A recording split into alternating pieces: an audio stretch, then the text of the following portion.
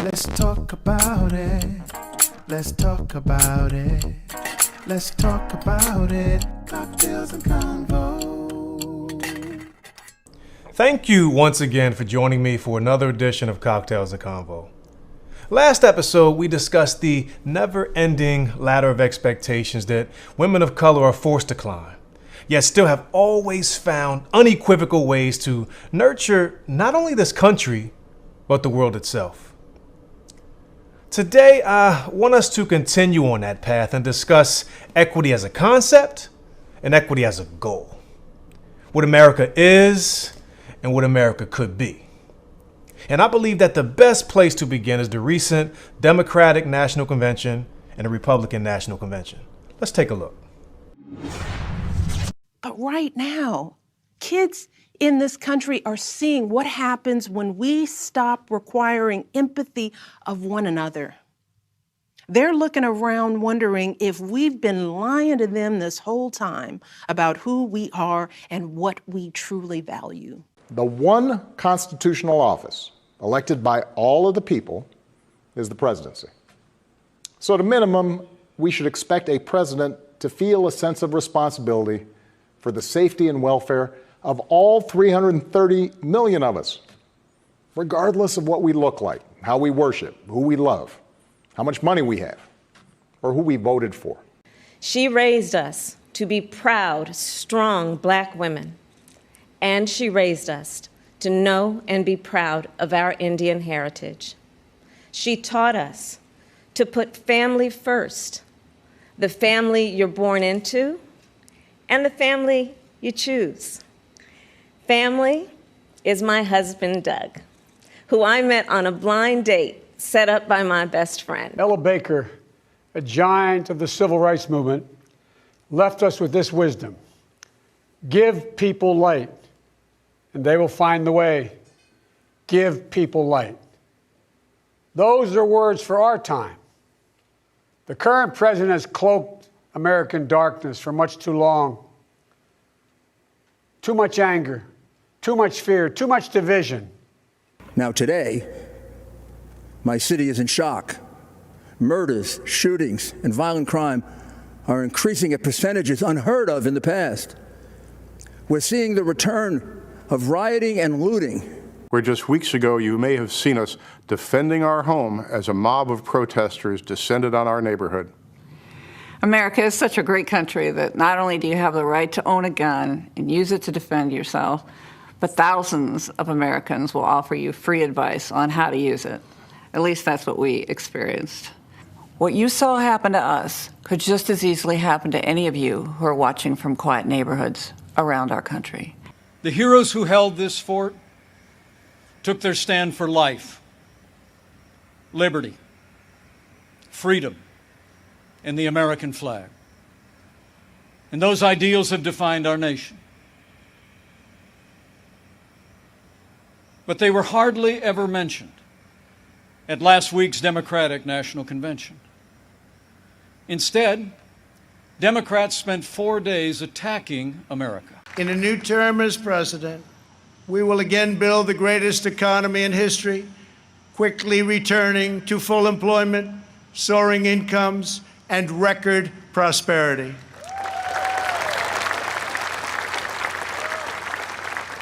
We will defend America against all threats and protect America against all dangers.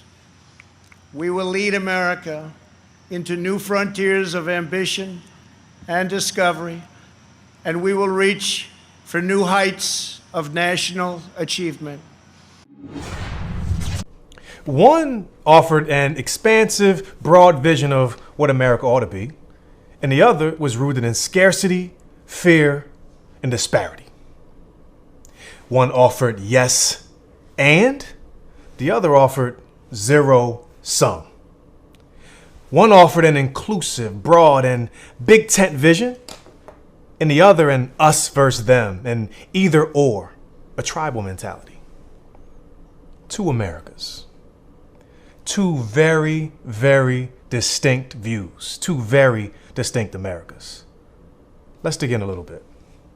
The Democratic Party, for example, wants us to hold law enforcement responsible for misconduct within law enforcement, while also holding the offender of the crime accountable as well.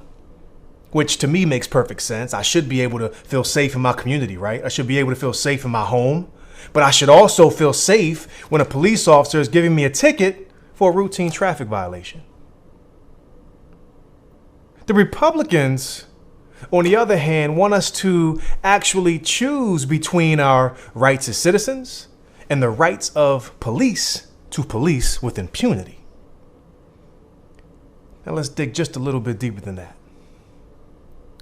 One man, one father, one black man, while walking away from the police without a weapon, with his children in his car, catches 7 bullets in his back.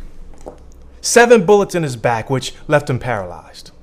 While a white 17-year-old man, brandishing a semi-automatic weapon after just killing 2 people, gets to not only walk past police peacefully, he interacts with them, drives back to his hometown of Chicago with his mother. This is not the America we want. This is not the America we deserve. This is not the America that is worthy of us. Plain and simple. The United States of America is far from united. We have 2 Americas. We have 2 New Yorks. We have 2 New York Cities. We have 2 justice systems, 2 policing systems, 2 healthcare systems, and 2 educational systems. What do we need to do to get to one fair, equity-based system that serves all of us? Ponder on that. And we'll be right back with our first guest.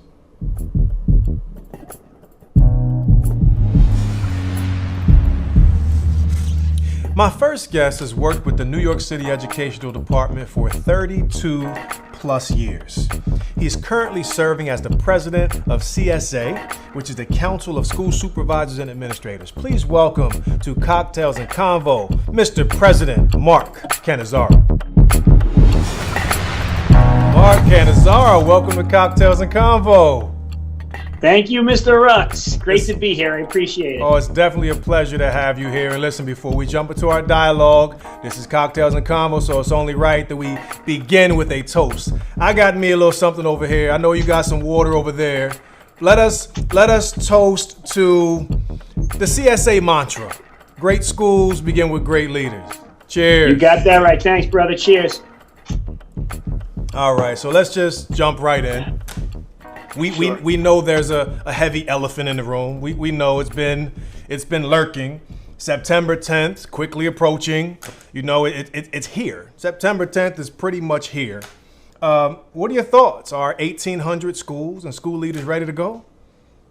Well, yeah, I mean, so I think the question isn't school leaders. I think the question is schools in the city of New York and the Department of Education. You know, look, it's been a real challenging almost 6 months since March. We turned over this whole system in just a couple of days to remote learning. I think we did a great job, but we learned a lot, and it could be even better, you know, going forward.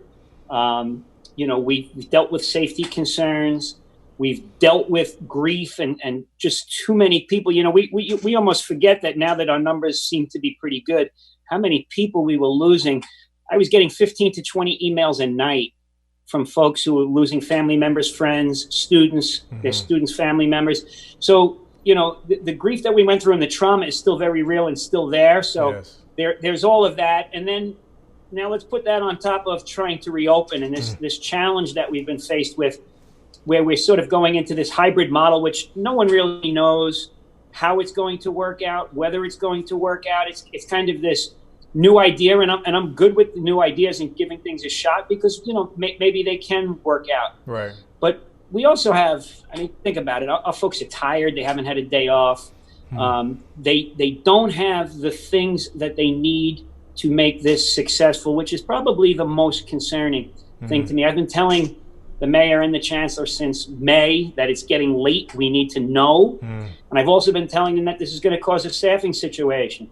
August 27th, we just found out we had a massive staffing problem in order to be able to staff this whole thing. So we're ready as we're always ready, Right. but the system isn't ready for us or the children by no means. Right. Well, it's interesting, and you brought up the pain and the hurt that people are facing, and that's not going away anytime soon. You know, and I thank God I'm still here. You know, I've verbalized that I had COVID. You know, and it was tough. And granted, it was tough on my family, but thank God I'm here to talk about it. And it's so unfortunate that we did lose, unfortunately, too many members, man, and that pain runs deep, and we all feel it. We're all connected to it. Yeah.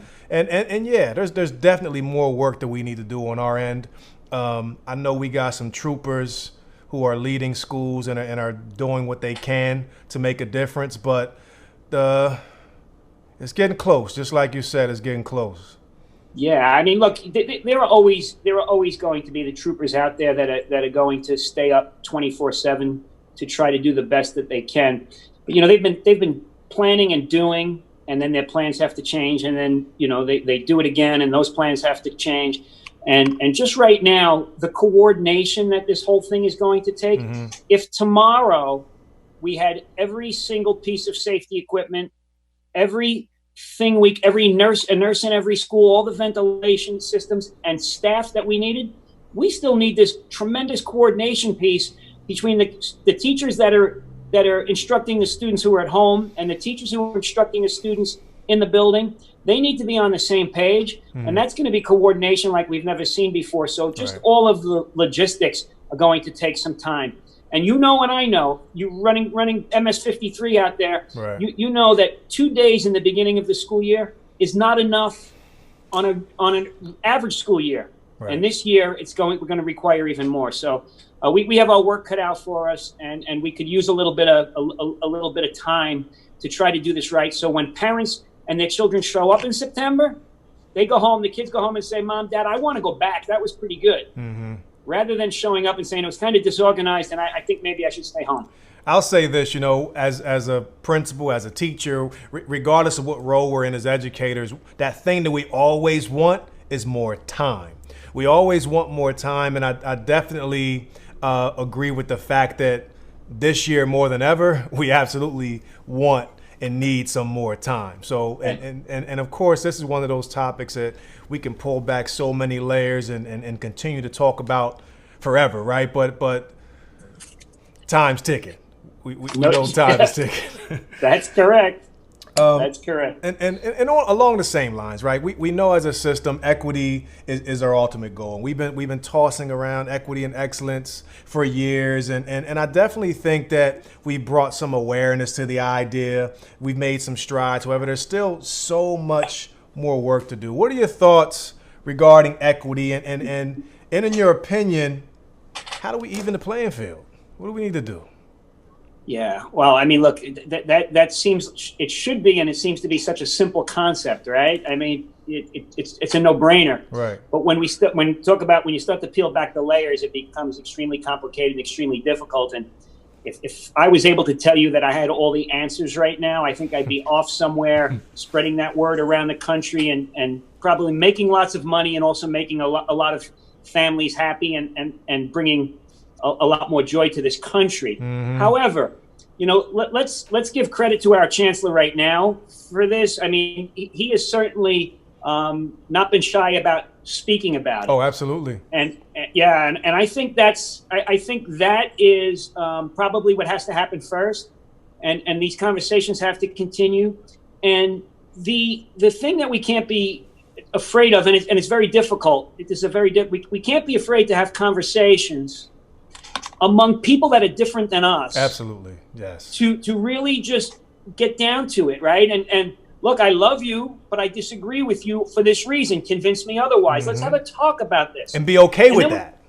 Yeah, I mean, look, we have to be okay with that because we're not going to make any movement until we are. And you know what? When we find the people that are okay with that, let's start with them. Let's start with the people that are okay with that, because then what happens is it breeds other people that want to have these discussions when they see and hear the discussions. And we have to ask ourselves some questions. Are we really giving equal opportunity to everybody? And I'm not talking equal results. I'm talking about equal opportunity. Are we really doing it? Right. And let's look around this city. And let's go from school to school and just look at the physical plant. Right then and there, we could talk about whether or not we're really providing equal opportunity to kids. Are we looking at curriculum that is high interest and varied, because not everyone's interests are the same? Absolutely. High interest, varied, and inclusive.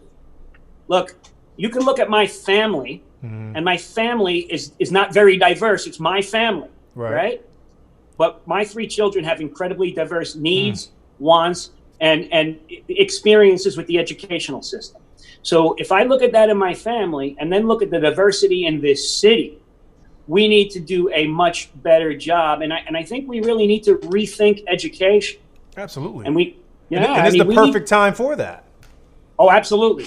It is absolutely the perfect time. You know, I once had a conversation with Rudy Crew, and he's got some wild concepts about rethinking education, about really giving students the basics and then letting them follow their path and figuring out what it is, the direction that they want to go in and the things that they want to learn most about.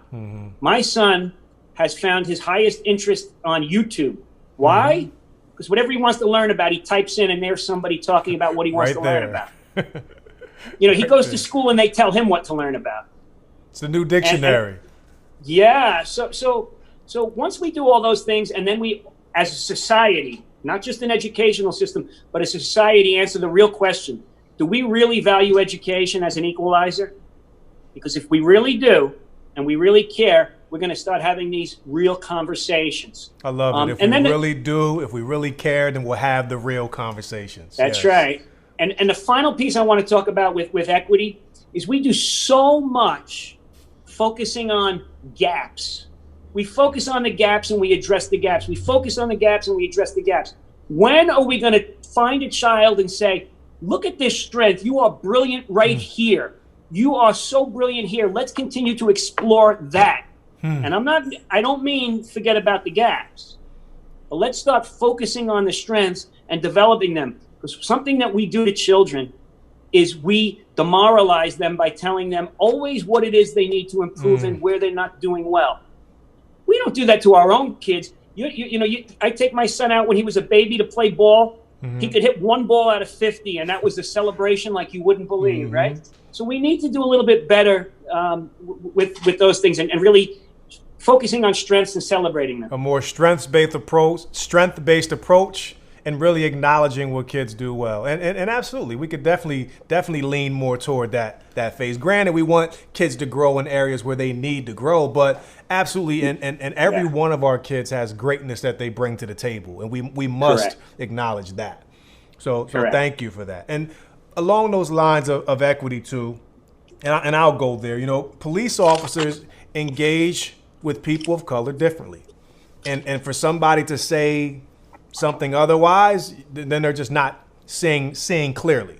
They interact differently with people of color. I don't think it's a secret. We've seen it time and time again. George Floyd, Breonna Taylor, most recently, Jacob Blake. What are your thoughts regarding police reform? I know there's a lot of different mixed messages out there. Yeah, let me just preface this whole thing with, I understand that I don't know what I don't know about policing and police reform. And the reason I say that first is because, as I'm sure you have seen in your life, everybody wants to tell me what it takes to be a great educator, a great principal, a great teacher. And there's so many gaps in their understanding about what it takes. So I'm going to acknowledge the fact that I don't know what I don't know. I'm also going to acknowledge the fact that I believe being a police officer is an incredibly difficult job. And I think because of that, we need to be very careful in selecting our folks, our police officers. We need to train them, give them a lot of training. We need to have conversations with them, just like I was talking about with equity in schools. There needs to be conversations among people who want to make things better. Absolutely. What I have seen in the media lately is people talking over each other, right? It's, no, I know, and listen to me. And if you don't listen to me, you're bad. And then somebody else saying, no, I know. And if you don't listen to me, how about getting the people in the room that really want to improve our communities, really want to make things better for everyone, and having serious, honest conversations with acknowledging that there's not going to be any risk in those conversations. If somebody says the wrong thing, as long as what's in their heart is the right thing. Or we sometimes don't even understand when we're offending each other because something that comes out of my mouth in my life has never been offensive. And in your life, maybe it has, and you take something a certain way. Perception. Right. It's perception, right? So we need to be able to like love each other and respect each other, call out each other for things where we make mistakes, but walk away from this still understanding that the ultimate goal is making things better. I would love to see communities come together in doing that. When I was a kid, the police athletic leagues were big, and you developed relationships with people. Police used to come into schools to teach lessons about civics to students. The more we interact and get to know each other is the way things happen. Even you look back. I mean, let's look back to all the things from the integration of sports. What did it take? It took somebody forcing the conversation or groups of people forcing the conversation.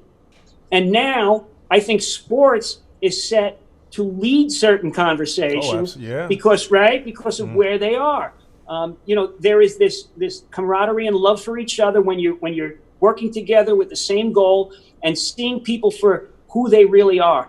And I think that's the way to go, but still acknowledging that I don't know what I don't know about that, so I don't claim to be an expert. And that's important too, understanding we don't know what we don't know, right? But one of the big takeaways from what you articulate is that fact of people coming together and creating this safe space. Like, we have to create that safe space and where we're okay with being uncomfortable. Nothing's ever going to change as long as we're all comfortable, right? And I personally believe that when we're uncomfortable, that's when growth happens. When we're uncomfortable, growth happens. We're going to take a short break and we'll be right back with the People Want to Know.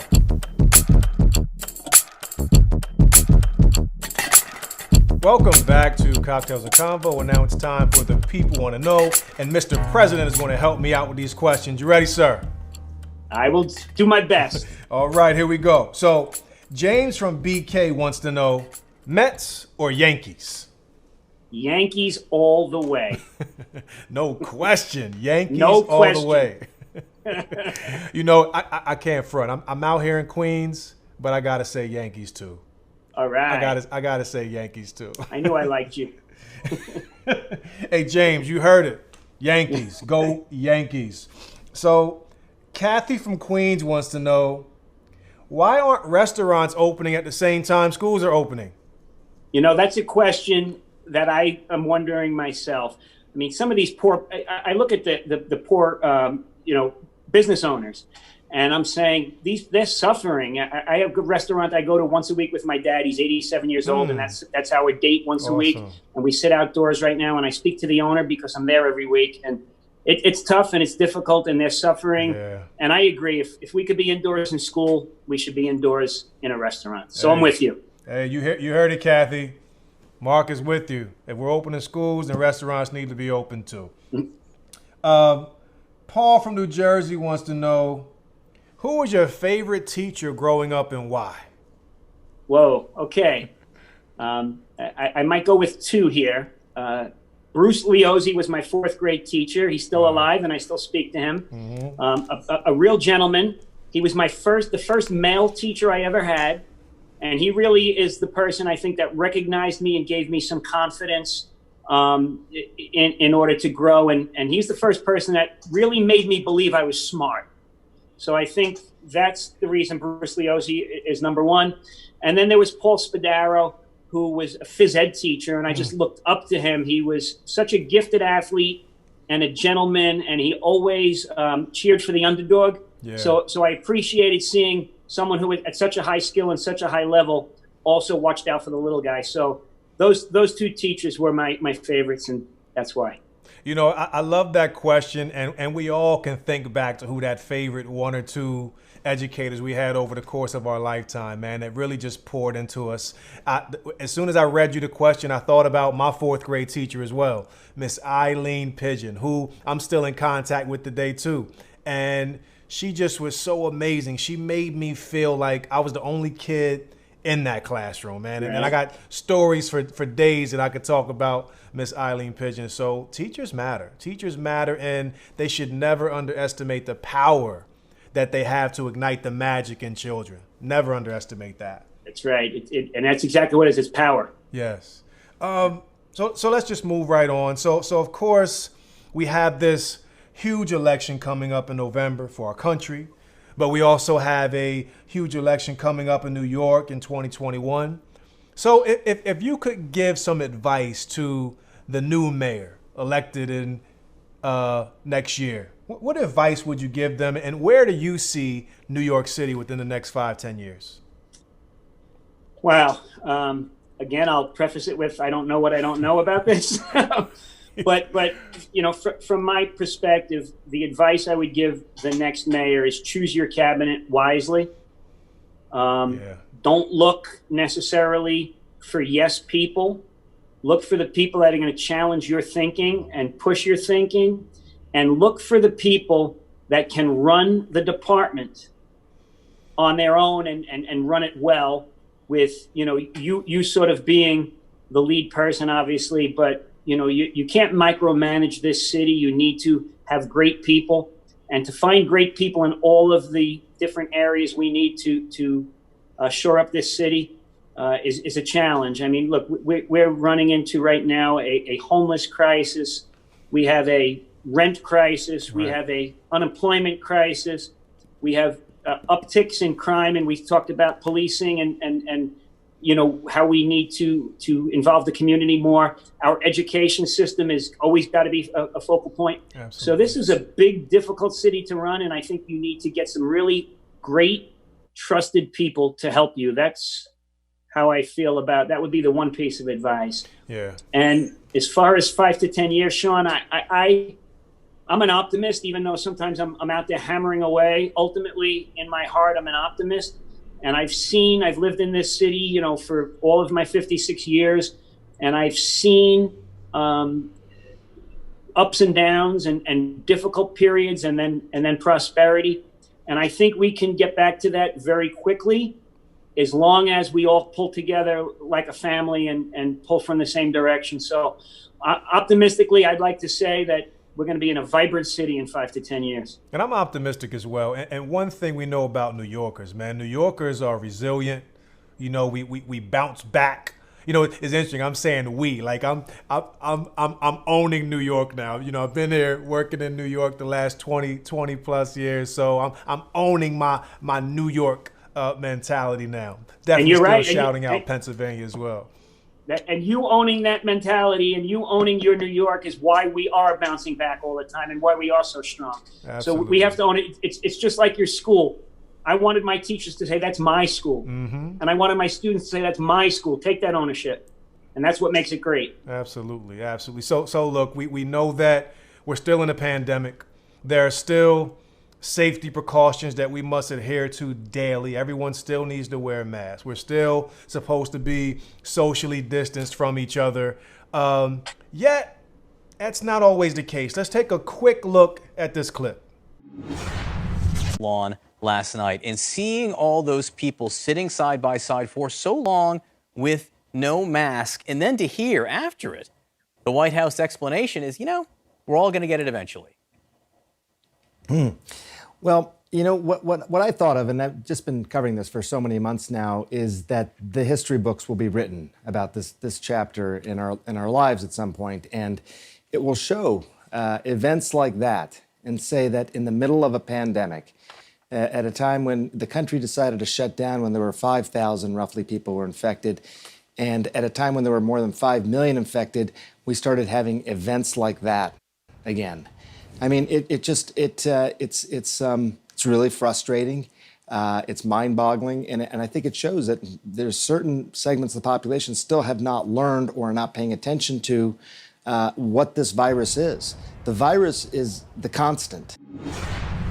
I'm just going to go to you. What are your thoughts, sir? The first thing I think about is leadership, and when we have a goal in mind for a country, for a school, for any organization or any group of folks that we're hoping to get from one place to another, usually leadership is a key factor there. And to see so many people in such a small place, in such small confines, without a mask, without following the rules, without doing all of the things that we know has brought this city from a really high infection rate to an incredibly low infection rate, it's disappointing. So I would just have to say disappointing. When I see it happening in college, at colleges, I say they're college kids, and someone needs to have that discussion and try to drill this home because they don't understand. But when I see it happen, on the White House lawn, it's disappointing. Absolutely disappointing. And one of the things you said earlier, too, when we were discussing mayoral advice, you said something extremely important. You said surround yourself with a good team. I'm dumbfounded by the fact that not one person on that team is like, look, let me get in your ear for a little bit. This is really not a good look and it's not safe. So shame on them. I'm just going to say it. Shame on them for putting people's life in jeopardy. And I'm just not afraid to say it. And we can do better. We must do better. We can do better. And I believe we will do better. Mark Cannizzaro, it has been such a pleasure to have you on Cocktails and Convo. I look forward to sharing conversation and convo with you face to face in the near future. Until then, be safe. Cheers. Cheers, and thank you for having me. All right.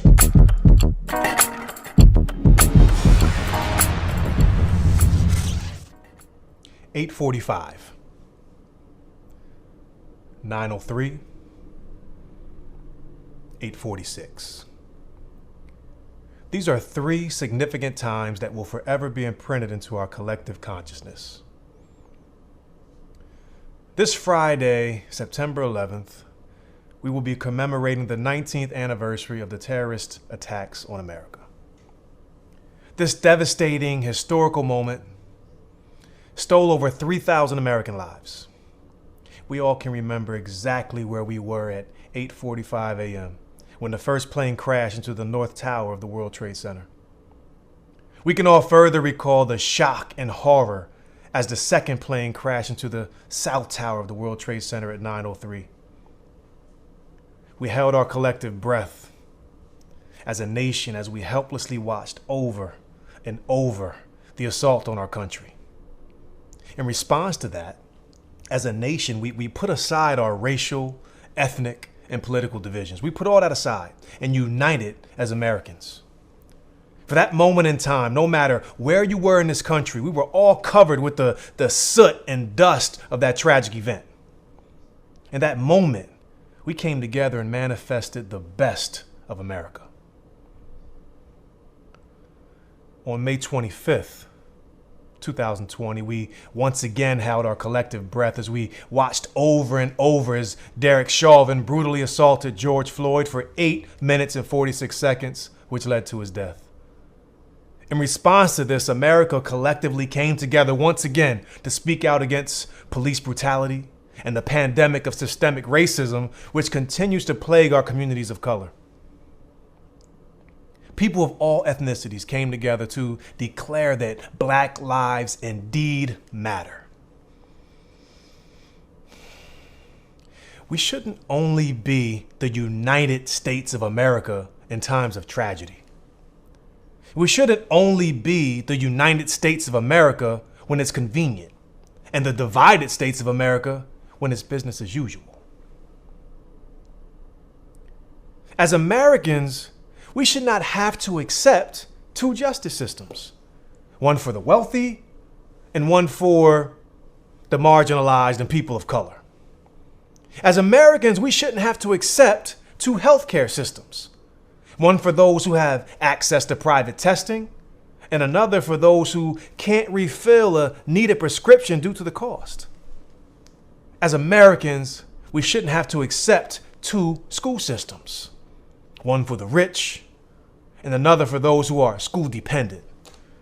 We shouldn't have to accept a school system where a lack of educational equity depends on your zip code. We are better than that. Are we better than that? I mean, I want us to be. I want us to be better than that. I want America to be better than that. I want New York City to be better than that. We stand in the gaps. We are here in this moment, in this time, right now, for us to really just recreate a society that can see a black man, that can see a white woman, an Asian boy, and a Latinx girl, recognize and respect their cultural and ethnic differences, yet still accept the fact that we breathe the same air and we are of the same race, the human race. I guess you can say I have a dream. But until that dream is fulfilled, I'm going to keep doing whatever I can to make a difference. The question is, will you? Thank you for tuning in to Cocktails and Convo, and until next time, remember, education saves lives. Cheers. Let's talk about it. Let's talk about it. Let's talk about it. Cocktails and Convo.